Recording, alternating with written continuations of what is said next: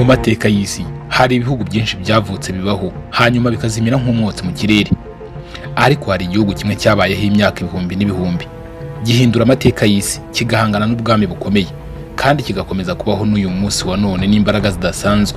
Icyo gihugu ni Iran, kera cyitwaga Persia. Tekereza igihugu cyabashije guhagarara imbere y'ubwami bukomeye bwa Roma, kigahangana n'abami b'ibihangange ndetse no mu bihe bya none kigatera ubwoba ibihugu bikomeye ku isi. Igihugu gifite ingabo zikomeye, ikoranabuhanga ry'intambara rihambaye ndetse n'ubushobozi bwo kurwana intambara ishobora guhindura amateka y'akarere kose k'iburasirazuba bwo hagati, utibagiwe n'isi muri rusange. Ariko amateka ya Iran si inkuru y'intambara gusa, ni inkuru yuzuyemo amayobera y'ubwami bwa kera, abami b'ibitangaza, abanyabwenge bahinduye isi n'impinduramatwara yahinduye igihugu cyose mu buryo butunguranye, kuva ku bwami bwa Perse bwigeze gutegeka ibice binini by'isi kugeza ku mpinduramatwara ya Isilamu yahinduye ubutegetsi bw'igihugu. Iran yabaye nk'inyenyeri itazima mu mateka y'isi, igihe kimwe igatera ubwoba, ikindi gihe igatera amatsiko.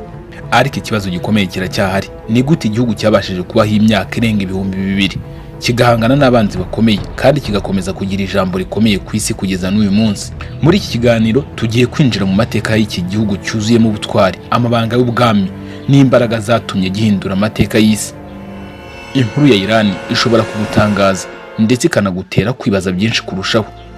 Murakaza neza ku Mayobera TV, aho tutari duherukanye, urubuga rwihariye rugamije gucukumbura no kugaragaza ibintu bihishe, amabanga atavugwa n'amayobera akomeje kuyobera isi n'abantu bayo kuva kera kugeza uyu munsi wa none. Wicikwa n'amabanga, amayobera n'ibitavugwaho rumwe tubagezaho muri buri kiganiro tubategurira kuri isheni yacu kandi yanyu.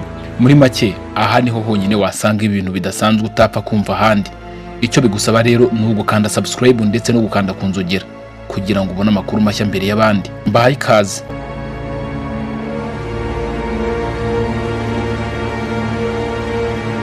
Iran kera yitwaga Persia, ni kimwe mu bihugu bifite amateka maremare cyane ku isi. Mu myaka ibihumbi n'ibihumbi ishize, aka gace kabaye urwibutso rw'ivuka ry'imico ikomeye, ubwami bukomeye, impinduka zikomeye z'idini ndetse n'ibyabaye byahinduye amateka y'uburasirazuba bwo hagati n'isi muri rusange. Iyo urebye neza amateka ya Iran usanga ari nk'igitabo kinini cyuzuyemo amayobera, ubutegetsi bukomeye n'impinduka zikomeye z'isi. Ku mwanya wa mbere turahasanga mu bihe bya kera cyane, mbere y'uko amateka atangira kwandikwa, abantu bari batuye mu gacubo kitwa Iran kuva nibura imyaka irenga ibihumbi 100 ishize. Abantu ba mbere bari abahigi n'abashakashatsi bashakaga ibibatunga mu mashyamba no ku misozi. Nyuma y'igihe kirekire, mu bihe byiswe Bronze Age, hatangiye kugaragara imico n'imiryango iteye imbere kurushaho. Iyo niyo yari intambwe ya mbere yagejeje aka gace ku kuba kimwe mu birango by'umuco n'amateka y'isi. Hari kandi ubwami bwa mbere bwa Iran. Mu bihugu bya mbere byateye imbere muri aka gace harimo ubwami bwa Elamite. Iyi mbaga y'abantu yabaga mu majyepfo ashyira uburengerazuba bwa Iran, kandi ni imwe mu miryango ya mbere yateye imbere cyane muri ako karere mbere y'uko habaho abantu baje kwitwa abanya-Iran. Nyuma yaho haje ubwami bw'Abamede hagati y'umwaka wa 678 na 550 mbere y'ivuka rya Yezu Kristo. Abamede bashoboye guhuza amoko menshi atandukanye, bubaka ubwami bwa mbere bunini bw'abanya-Iran. Ibi byashyizeho umusingi ukomeye watumye nyuma havuka ubutegetsi bukomeye bwa Persia cyangwa se bw'Abaperesi. Hari kandi ubwami bwa Achaemenid, ubwami bwagutse cyane mu mateka ya Iran. Kimwe mu bintu bikomeye cyane mu ubwami bwa Achaemenid hagati y'umwaka wa 550 na 330 mbere y'ivuka rya Yezu Kristo. Ubu bwami bwashinzwe n'umwami ukomeye witwa Cyrus the Great, umwe mu banyamateka bafatwa nk'abatsinze ibihugu byinshi mu mateka y'isi. Ubwami bwe bwagutse cyane kuva mu gace ka Iran bugera mu bihugu byinshi bya Aziya y'Amajyepfo ashyira uburengerazuba, bugafata n'ibice bya Balkans, bugera no ku kibaya cya Indus. Iri bwami ryari rizwi cyane kubera kwihangana imico n'amadini y'abantu, kubaka imihanda minini ihuza ibihugu no gushyiraho ubuyobozi buteguye neza. Ariko ko ubutegetsi bukomeye bwose bugira iherezo, ubwami bw'Abaperesi bwaje gutsindwa n'umunyamahanga w'icyamamare witwaga Alexander the Great cyangwa se Alexander Rugara, maze ubutegetsi bwa Achaemenid burasenyuka. Mu bindi byaranze ubwami hari kandi ubwami bwakurikiyeho nyuma ya Alexander the Great. Nyuma y'urupfu rwa Alexander habayeho ibihugu byakurikiyeho byagerageje gukomeza gutegeka ku gace, harimo ubwami bwa Seleucid hafi ya 308 mbere y'ivuka rya Yezu Kristo. Ubu bwami bwategekwaga n'Abagiriki, bwagerageje kuvanga umuco w'Abaperse n'uw'Abagereki, bituma havuka umuco mushya uvanzemo ibitekerezo by'impande zombi. Hari kandi ubwami bwa Parthian hagati y'umwaka 247 mbere y'ivuka rya Yezu Kristo na 224 nyuma y'ivuka rya Yezu Kristo. Ubu bwami bwari ubutegetsi bw'abanya-Iran, bwari bukomeye cyane kurusha ubundi bwose. Bwari buzwi cyane kubera abasirikare barwanira ku mafarasi bafite imbaraga nyinshi zidasanzwe ndetse n'ubushobozi bwo guhangana n'ubwami bw'Abaroma bwari bukomeye muri icyo gihe. Hari kandi ubwami bwa Sasaniyani, igihe cy'icyubahiro cy'Abaperesi. Ubwami bwa Sasaniyani hagati y'umwaka 224 na 651 nyuma y'ivuka rya Yesu Kristo. Ubu bwami bufatwa nk'igihe cya zahabu mu mateka ya Iran. Muri icyo gihe idini rya Zoroastrianism ryari rikomeye cyane, hubatswe imijyi ikomeye n'ibikorwa remezo byinshi. Ubuhanzi, ubumenyi n'amategeko bya Perse byateye imbere cyane muri icyo gihe. Ariko kandi ubu bwami bwahoraga mu ntambara zikomeye n'ubwami bwa Byzantine. Nyuma y'igihe kirekire cy'izo ntambara n'intege nke z'imbere mu gihugu, ubwami bwa Sasaniyani bwaje kugwa mu gihe cy'igitero gikomeye cy'Abasilamu b'Abarabu. Hari kandi igihe cy'intsinzi y'Abasilamu mu mwaka wa 637 nyuma y'ivuka rya Yesu Kristo. Ingabo z'Abarabu z'Abisilamu zatsinze ingabo z'ubwami bwa Sasaniyani mu ntambara zikomeye. Iyi ntsinzi yahinduye amateka ya Iran burundu. Ubwami bwa nyuma bwa Zoroastrianism bwarangiriye aho Islam itangira gukwira muri Iran. Igihugu gitangira igihe gishya cy'amateka y'idini n'umuco. Iyo usubije amaso inyuma mu mateka ya Iran, usanga ari nk'urugendo rurerure ruyobowe n'imbaraga z'amateka, ubutegetsi n'umuco wihariye. Kuva ku bantu ba mbere babayeho mu misozi ya Perse kugeza ku bwami bwagutse bwategetse ibice byinshi by'isi, Iran yakomeje kuba igihugu cyuzuyemo ubutunzi bw'umuco, ubuhanga n'amateka akomeye. Ariko amateka y'Abaperse atwereka ikintu gikomeye cyane: nta bwami bw'isi buhoraho iteka. Ubwami bukomeye burazamuka bugatera ubwoba isi, ariko amaherezo bukagwa maze hagatangira indi nkuru nshya. Kandi n'uyu munsi Iran iracyari igihugu gifite ingaruka zikomeye ku mateka ya politiki n'umuco mu karere kose k'Iburasirazuba bwo hagati. Dukomeje, nyuma y'intsinzi y'Abasilamu mu kinyejana cya 7, Iran yinjiye mu gihe gishya cy'amateka. Nubwo idini rya Isilamu ryakwirakwijwe mu gihugu hose, Abanya-Iran ntibigeze batakaza umwihariko w'umuco wabo wa kera. Mu by'ukuri benshi muri bo bemeye Isilamu, cyane cyane ishami rya Shiite, ariko ururimi n'umuco rwa Perse bikomeza kubaho no gukomera. Hari kandi igihe cya zahabu cy'umuco w'Abanya-Perse. Muri iki gihe ururimi rwa Persian rwitwa Farsi n'ubuvanganzo byateye imbere cyane. Abanditsi n'abanyabwenge benshi bagize uruhare rukomeye mu muco w'isi. Harimo abantu b'ibyamamare nka Ferdowsi wanditse igitabo gikomeye cya Shahnameh cyavugaga amateka n'imigani ya Perse.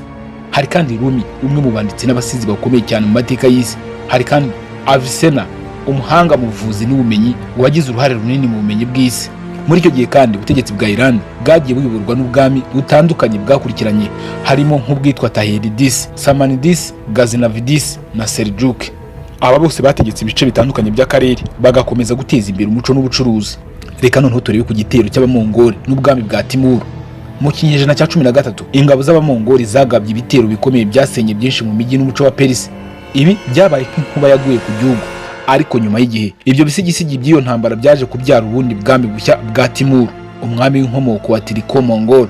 Ubutegetsi bwe bwagerageje kongera kubaka umuco wa Perse no kuvanga imico itandukanye.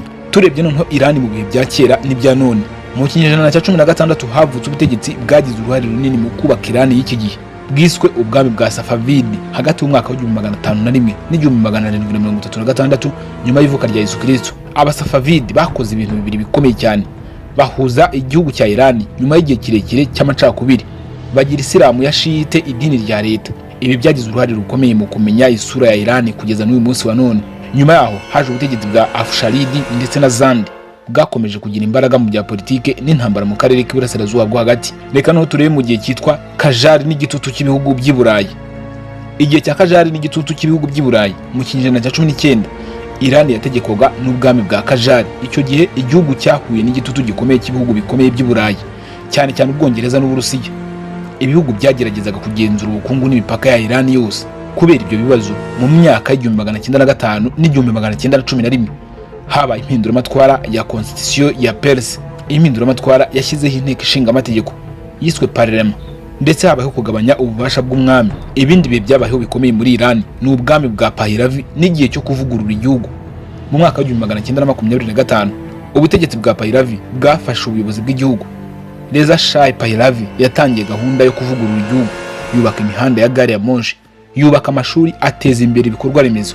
Nyuma ye umuhungu we Mohammad Reza Pahlavi yakomeje gahunda yo kuvugurura Iran no kuyegereza ibihugu by'uburengerazuba, cyane cyane Leta Zunze Ubumwe za Amerika. Ariko ubutegetsi bwe bwagiye bushinjwa gutegekesha igitugu, bituma abaturage benshi batangira kumurwanya. Tunyarukire ku mpinduramatwara ya Isilamu yo mwaka wa 1979. Mu mwaka wa 1979 habaye igikorwa cyahinduye amateka ya Iran burundu.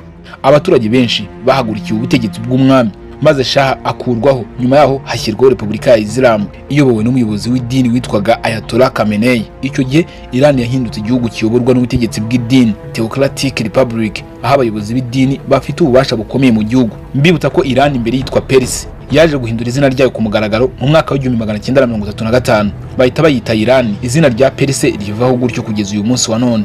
Nyuma y'impinduramatwara, Iran yahuye n'ibibazo byinshi. Intambara ya Iran na Iraq yo mwaka wa 1980 n'1988 yabaye intambara ndende kandi ikomeye, isiga igihugu cyangiritse cyane. Ikindi kibazo gikomeye ni gahunda ya Iran y'ingufu za nucleaire, aho mu mwaka wa 2015 habaye amasezerano mpuzamahanga azwi nka GC Power agamije kugabanya iyi gahunda, ariko nyuma yaho Leta Zunze Ubumwe za Amerika zivuyemo bituma umwuka w'ubushyamirane wongera kwiyongera.